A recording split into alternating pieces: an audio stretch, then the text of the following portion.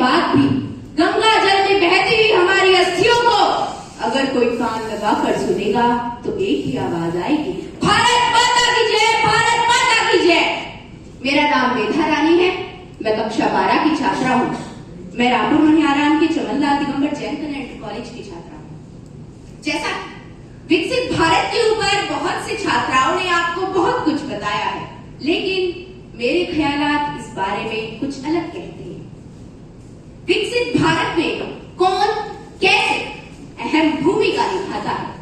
जी हाँ, आज हम उन्हीं युवाओं की बात करेंगे जिनसे हमारा देश चलता है, जो हमारे देश का 65% हिस्सा विकसित भारत को बनाने में अहम भूमिका निभाता है।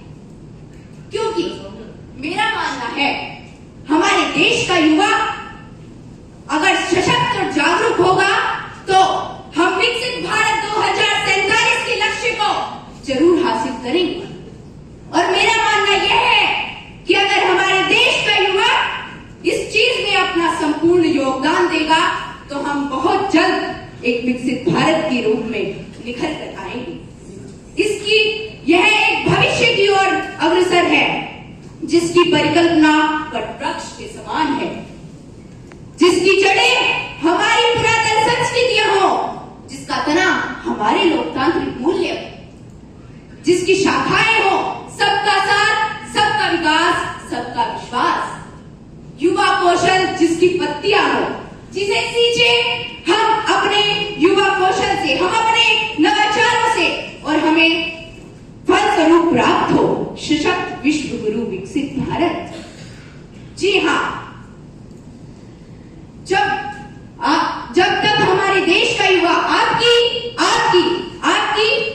और मेरी, हम सब की बात को आवाज को विचार को योजना और योजना को धरातल पर सफलतापूर्वक क्रियान्वित कर देगा, उसी दिन से उभर रहा होगा हमारे देश का विकसित भारत।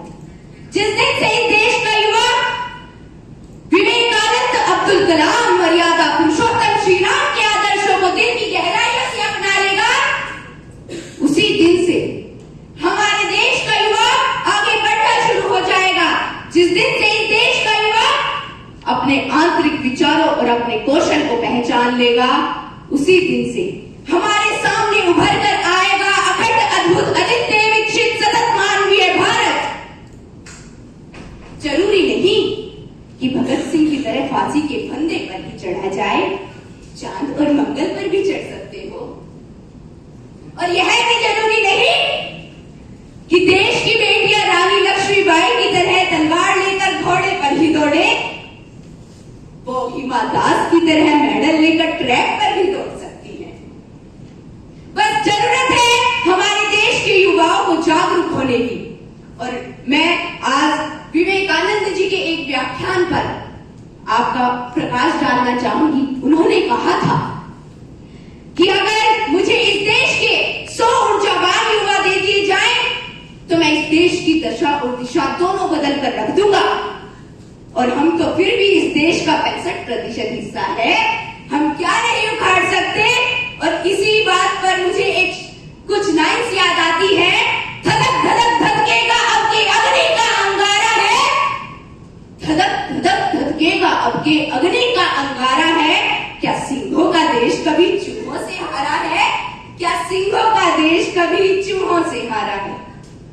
भारत एक अखंड राष्ट्र है, 65% युवाओं के नेतृत्व की ताकत है। कोई हम पर आंख उठाए, किसकी भला हिमाकत है? जी हाँ, मैं नमन करती हूँ अपने देश के उन वीरों को जिन्होंने हमें गुलामी की जंजीरों से छुड़ाया है, जिन्होंने हमारे लिए अपने प्राणों को गंवाया है। जरूरी वैसे तो देखो, हमने आजादी की इस लड़ाई में अपना योगदान, हम इतने सौभाग्यशाली रहे ही नहीं कि हम आजादी की इस लड़ाई में अपना योगदान दे पाए। लेकिन आज जरूरत है खुद को पहचानने की, हमारे देश के युवा को यह जानने की कि वह क्या कर सकता है। जो युवा धर्म में रुचि रखता हो वो धर्म का प्रचार करे,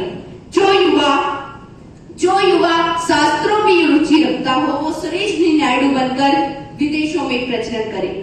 और जॉन अब्दुल कलाम बने IIT NIT से पढ़ने वाला छात्र नासा के लिए नहीं, अभी तो इसरो के लिए काम करे। हम क्रिकेट, हॉकी, कबड्डी खेले तो भारत के लिए खेले। दौड़कर नारी सशक्तिकरण का उदाहरण देती हुई महिला मेडल जीते तो भारत के लिए जीते। सिंह की गर्जन की भांति मैं युवाओं का आह्वान करना चाहूंगी, उठो जवान, देश की वसुंधरा